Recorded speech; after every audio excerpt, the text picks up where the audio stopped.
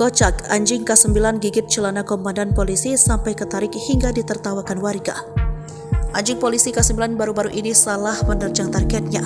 Alih-alih mengendus narkotika hingga jejak keberadaan pelaku kejahatan, seekor anjing berjenis German Shepherd tersebut malah menggigit celana seorang komandan polisi yang sedang berdiri di dekatnya. Tubuh polisi berpangkat Ibda pun sampai tertarik akibat gigitan ganas si anjing. Video penyerangan anjing polisi itu viral di media sosial.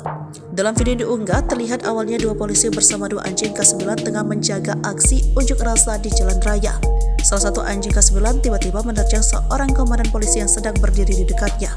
Dengan gesit, anjing itu menerjang bagian sisi kiri celana polisi itu dan menggigitnya dengan liar. Sang pawang anjing tersebut terburu-buru menarik anjing tersebut dan menutup mulutnya untuk menenangkan si anjing.